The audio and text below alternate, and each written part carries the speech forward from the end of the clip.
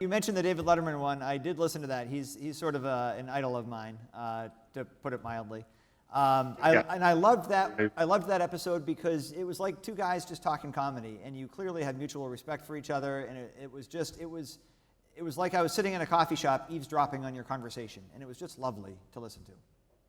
Well, that's, David, what happened funny is of course, it's my podcast, so I'm supposed to interview David Letterman, and he had your job. That's the way I like to think of it. Yes, and he interviewed people, and so I'm interviewing him, but he interviewed me too.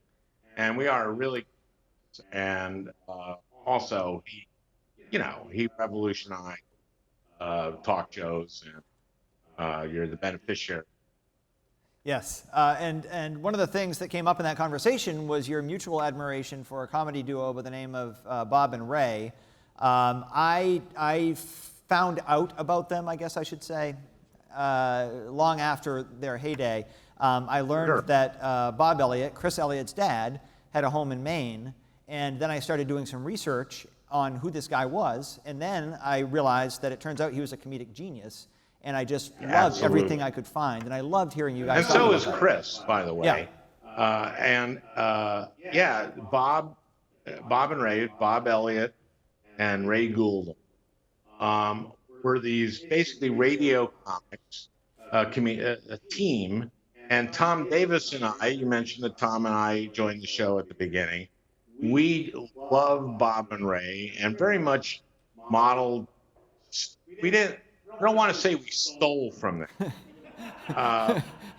although Bob would say so. Anyway, but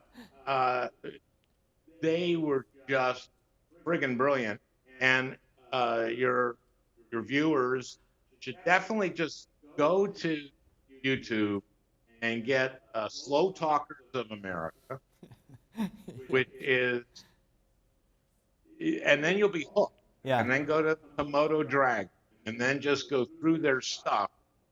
And basically, a comedy people who I respect love Bob and Ray. And so you do too. So I now respect that didn't happen until. Well, I'm glad we brought it up. Yes. Speaking of Maine.